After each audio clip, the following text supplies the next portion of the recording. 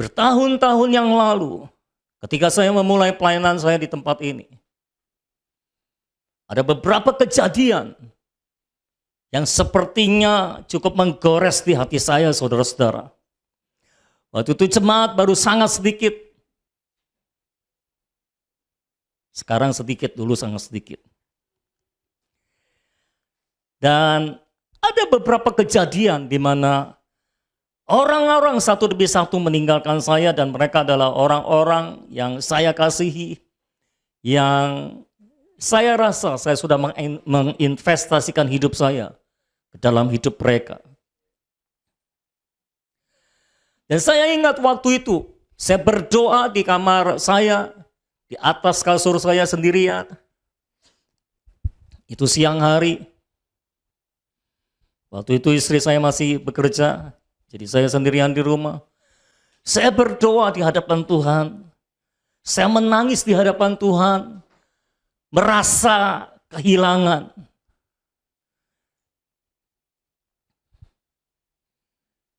Dan saya berkata waktu itu kepada Tuhan, Tuhan, kenapa kok sepertinya Tuhan suka mengambil orang-orang yang saya kasihi dari hidup saya?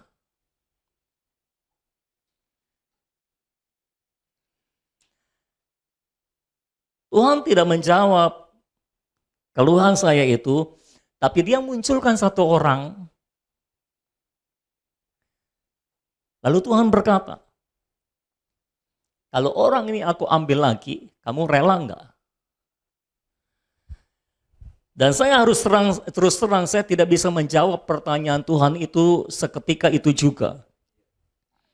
Karena saya cuma bisa menangis dan menangis dan menangis sejadi-jadinya. Karena saya tahu kalau Tuhan ngomong begitu, artinya orang ini akan hilang lagi, saudara. Akan menghilang lagi dari hidup saya.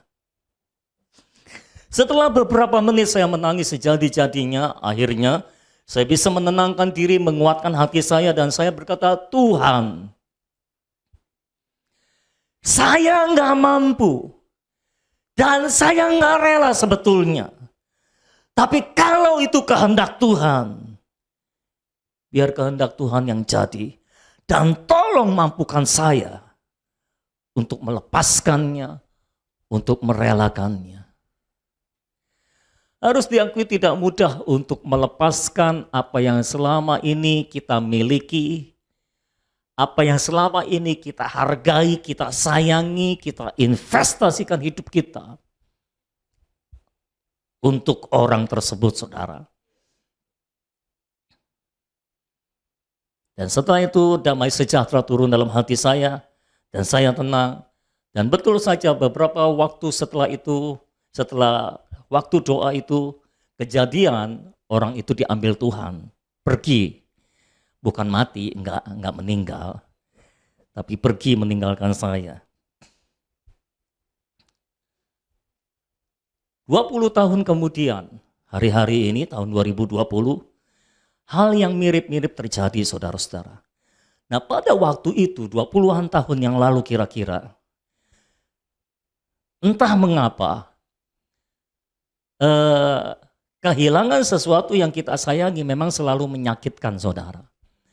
Dan ketika dalam doa-doa saya selanjutnya, saya berdoa, saya masih merasa kehilangan. Saya doa dan doa dan doa, saya doa di sini di gereja ini. Sampai satu kali saya mendengar firman Tuhan berkata, suara Tuhan berkata seperti ini.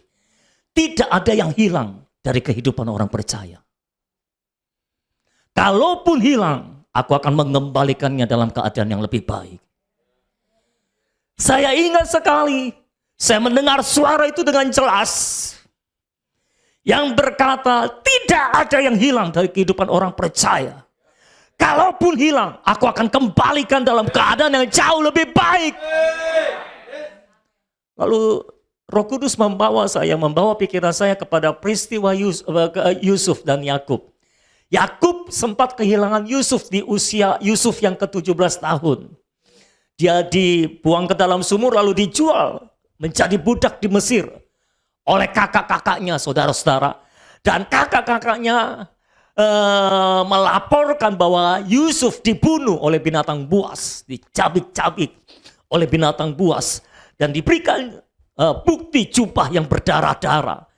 Dan Yakub mau tidak mau menerima itu. Dan dia kehilangan Yusuf.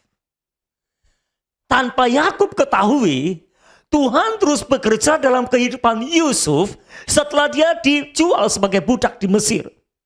Dia datang ke Mesir dalam usia 17 tahun dan kira-kira separuhan dari umurnya. Kemudian pada usia kira-kira 30-an tahun, dari budak yang baru, saudara-saudara, dalam kurun waktu kira-kira 13-an tahun, Yusuf menjadi orang kedua di Mesir. Dia dipercayakan untuk mengatur seluruh peraturan tentang makanan di tanah Mesir. Dan semua harus patuh kepada Yusuf. Yusuf, Alkitab mengatakan, menjadi mangku bumi di Mesir. Berarti ini kedudukannya sangat tinggi. Karena sudah bisa mangku bumi, saudara. Beberapa tahun sejak Yusuf diangkat di Mesir, kakak-kakaknya datang kembali, datang kepada dia di Mesir tanpa mengenali Yusuf. Dan mereka minta makanan kepada Yusuf. Itu sebabnya saudara-saudara kita harus hati-hati dalam kehidupan ini. Karena terkadang bahkan seringkali orang yang dulunya kita anggap rendah, bisa jadi sekali waktu kita akan datang mengemis-ngemis kepada dia meminta sesuatu. Jadi hati-hati. Jauh lebih baik kalau kita mengambil posisi, kita menghormati semua orang. Supaya ketika kita ada di bawah dan dia yang di atas, kita tidak diinjaknya. Karena kita menghormati semua orang. Jangan suka menganggap rendah orang lain, kira-kira begitu.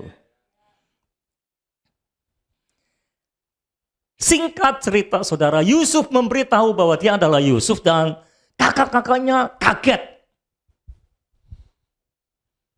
Satu pikiran yang muncul dalam pikiran kakak-kakaknya adalah mati kita.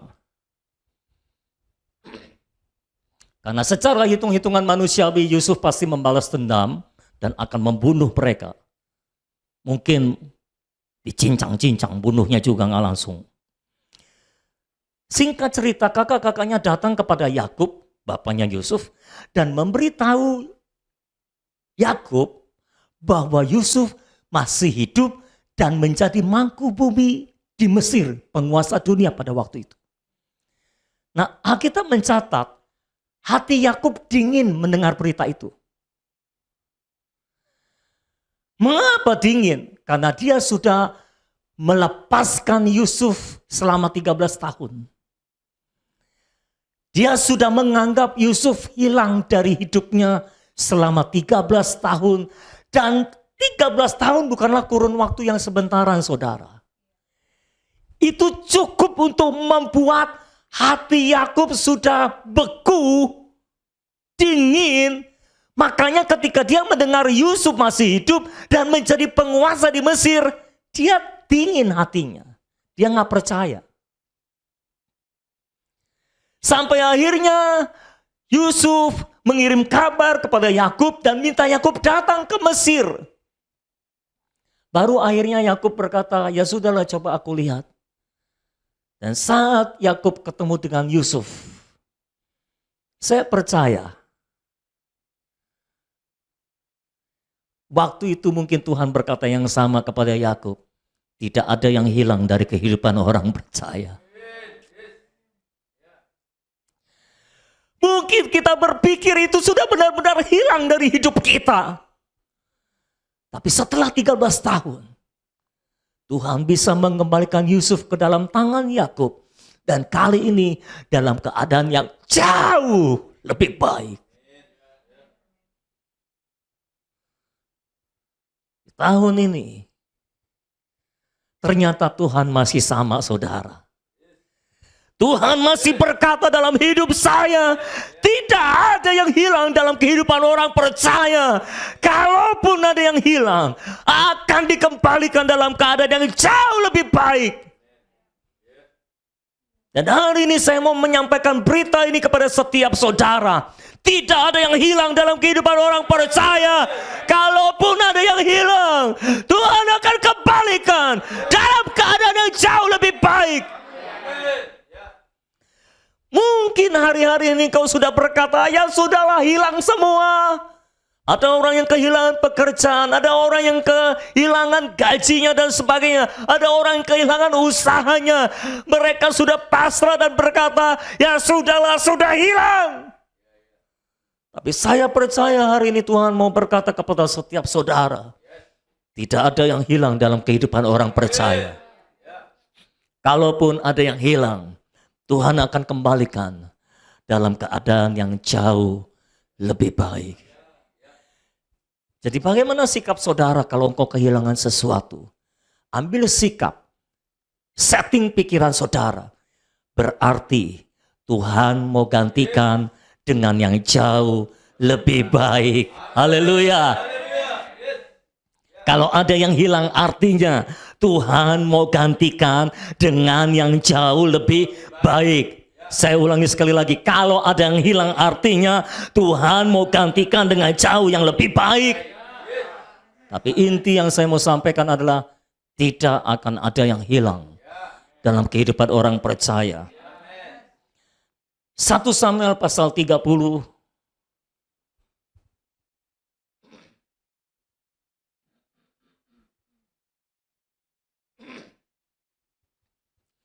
1 Samuel pasal 30, judul perikopnya Siklag terbakar, pembalasan Daud kepada orang Amalek.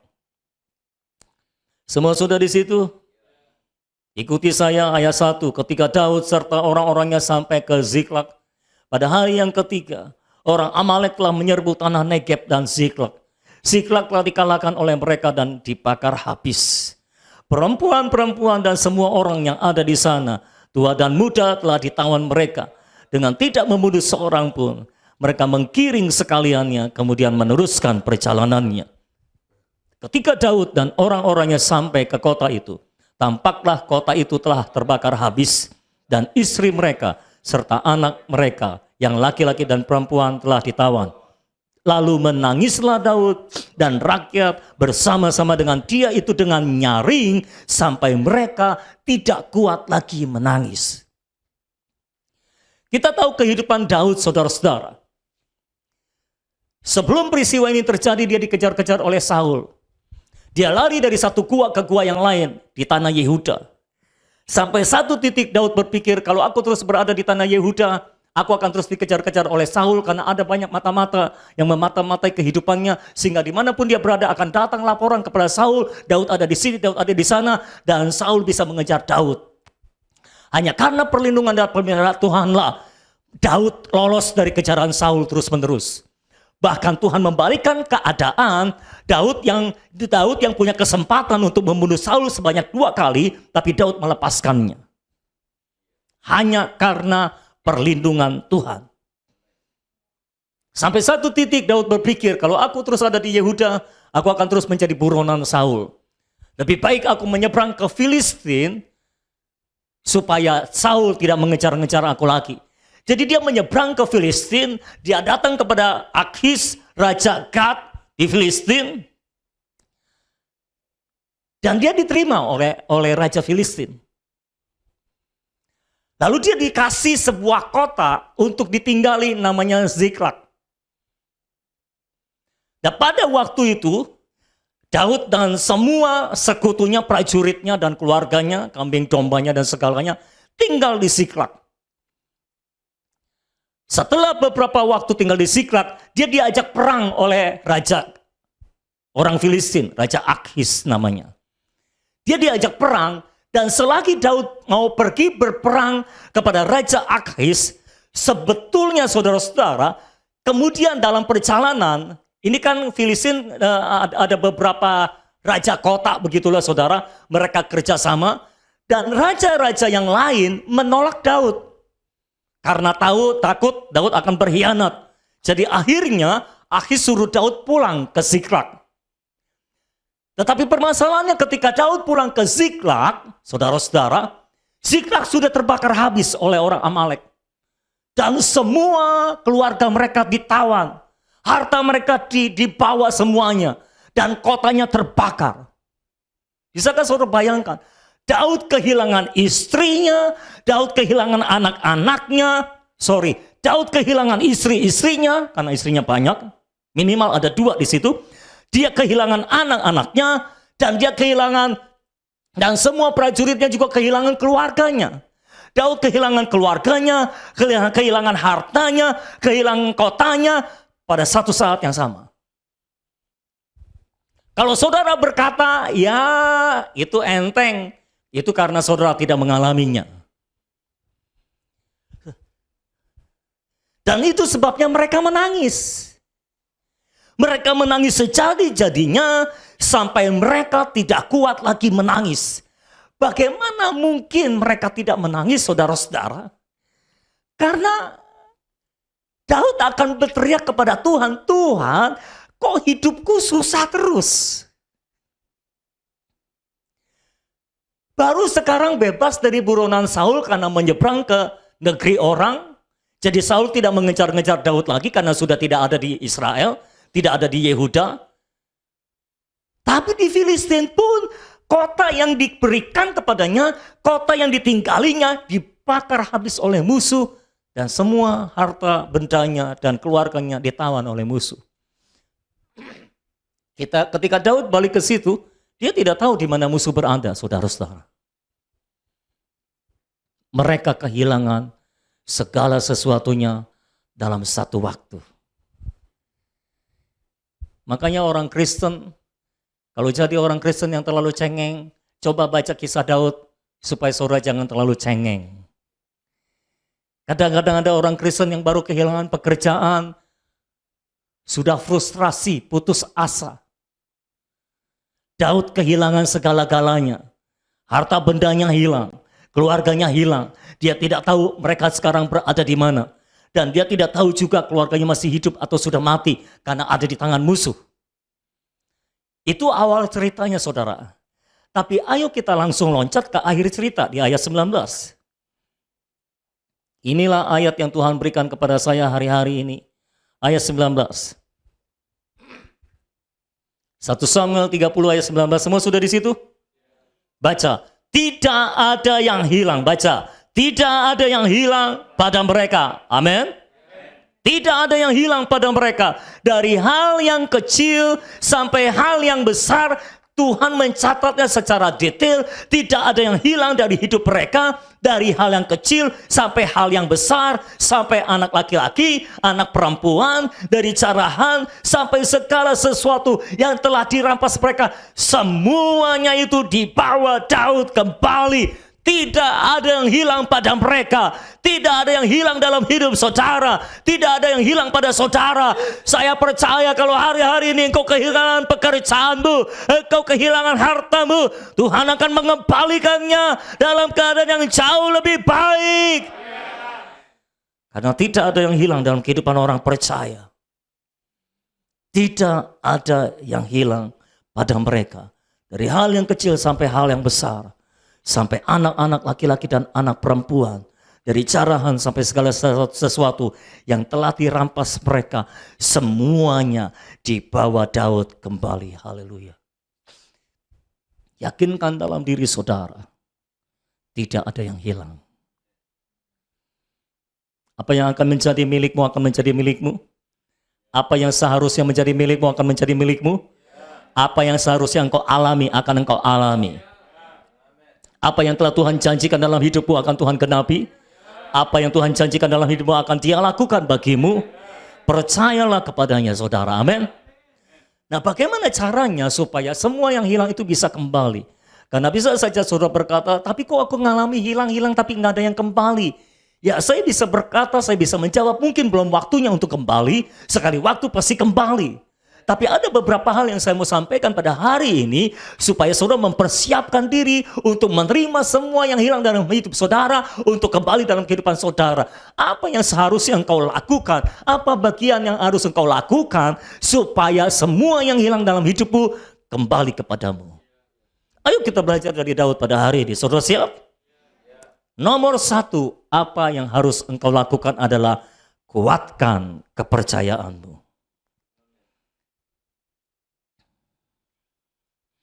Kenapa saya taruh ini di nomor 1? Karena memang ini harus menjadi nomor 1. Kuatkan kepercayaanmu. Kuatkan kepercayaanmu. Saat sesuatu yang buruk terjadi dalam hidup saudara, saat saudara kehilangan sesuatu, seringkali kepercayaanmu menjadi hilang juga. Kepercayaanmu menjadi lemah juga. Imanmu drop. Iblis berhasil menggembosi kepercayaanmu kepada dia, saudara. Percayalah, saat-saat saudara menjadi lemah dalam hidup saudara, itu adalah saat-saat di mana engkau kehilangan kepercayaanmu kepada Tuhan. Itu sebabnya hal pertama yang harus engkau lakukan supaya semua yang hilang dari hidupmu kembali dari Tuhan, dikembalikan oleh Tuhan adalah kuatkan kepercayaanmu. Ayat 6 berkata, dan Daud sangat terjepit karena rakyat mengatakan hendak melempari dia dengan batu. Bayangkan saudara, Daud sama-sama mengalami kehilangan, tapi Daud mau dilempari dengan batu. Jadi pemimpin selalu punya masalah +1 daripada jemaatnya saudara. Kalau kita sama-sama punya masalah 5, jemaat akan menambahkan 1 kepada pemimpinnya. Masalah. Daud sangat terjepit karena rakyat mengatakan hendak melempari dia dengan batu. Seluruh rakyat itu telah pedih hati. Masing-masing karena anaknya laki-laki dan perempuan. Tetapi Daud menguatkan kepercayaannya kepada Tuhan Allahnya. Apakah yang bisa engkau kerjakan? Apakah yang lebih pertama engkau kerjakan kalau engkau kehilangan segala sesuatu dan imanmu semakin drop, saudara-saudara? Yang harus engkau kerjakan adalah kuatkan kepercayaanmu.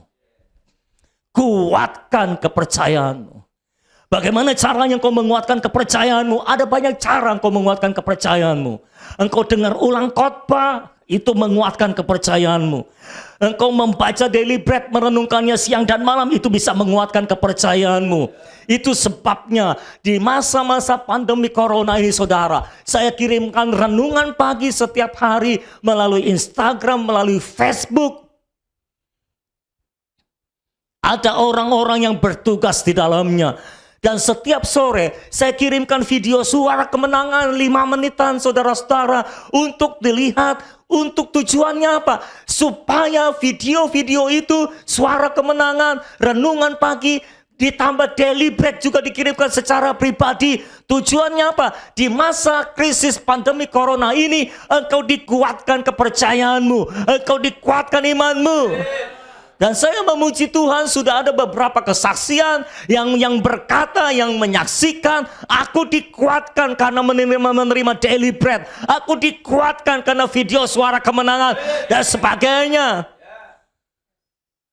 Saya berusaha memberikan semua bahan, semua fasilitas, semua bantuan kepada setiap saudara untuk menguatkan kepercayaanmu. Karena saya percaya yang paling kau butuhkan waktu-waktu ini adalah engkau menguatkan kepercayaanmu. Karena kalau kepercayaanmu hilang, hilanglah semuanya. Engkau drop. Saya sendiri setiap hari dikirimin video suara kemenangan, haleluya. Dan saya melihatnya. Daily bread saya juga tiap hari dikirimin, haleluya. Dan saya membacanya.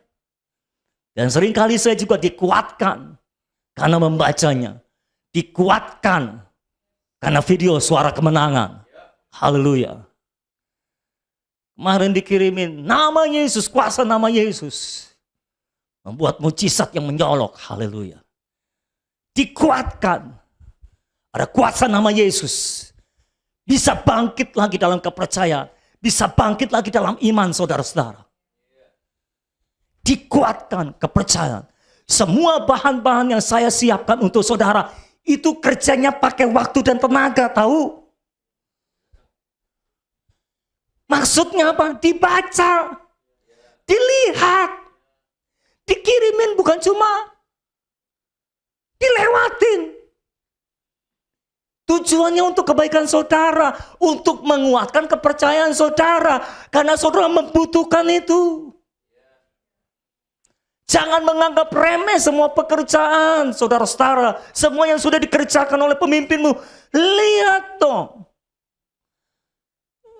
Boro-boro nge-share, lihat aja enggak. Keterlaluan, sungguh terlalu. Tujuan saya cuma satu, menguatkan kepercayaan saudara.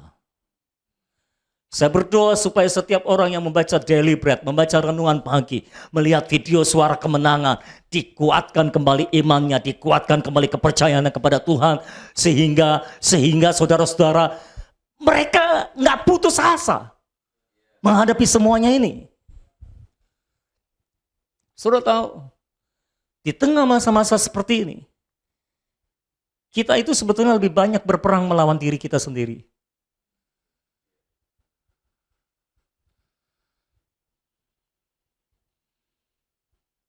Berperang melawan apa? Berperang melawan rasa frustrasi. Karena di rumah terus, puji Tuhan lah besok mall dibuka.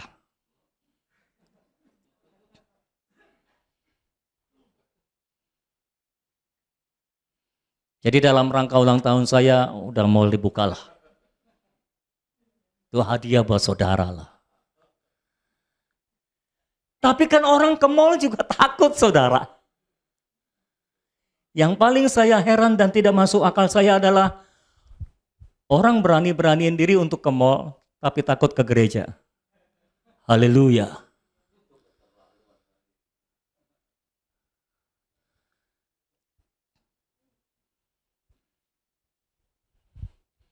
Orang berani kerja, tapi takut ke gereja. Luar biasa. Nggak masuk akal. Memang orang Kristen itu suka bikin mujizat yang tidak masuk akal. Kuatkan kepercayaanmu. Saudara tahu, salah satu kunci Daud bisa terus bertahan dalam kehidupannya sekalipun dia banyak cobaan, banyak masalah, dan masalah Daud itu berat-berat. Saudara tahu, masalah pemimpin itu berat-berat pasti. Masalah jemaat mah ringan. Tidak ada amin untuk itu. Orang dikasih yang ringan nggak mau, oke. Saudara mau berat juga?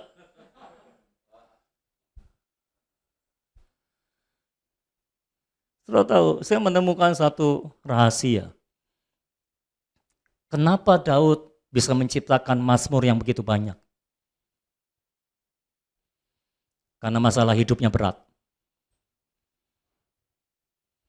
Jadi orang yang dekat Tuhan itu kalau ditekan berat, keluarnya lagu, saudara. Nggak percaya, berdoa minta masalah yang berat-berat, nanti keluarnya lagu. Haleluya.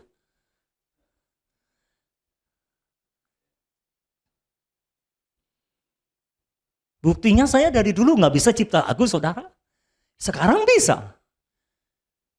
Keluarnya lagu. Michael sudah banyak nulis lagu, jangan-jangan masalah hidupnya berat-berat.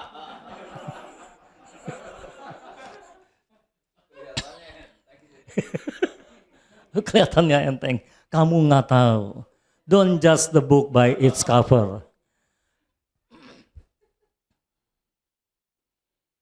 Kenapa Daud bikin mazmur begitu banyak? Nah, setiap mazmurnya itu dari pengalaman hidupnya, saudara. Ya kan?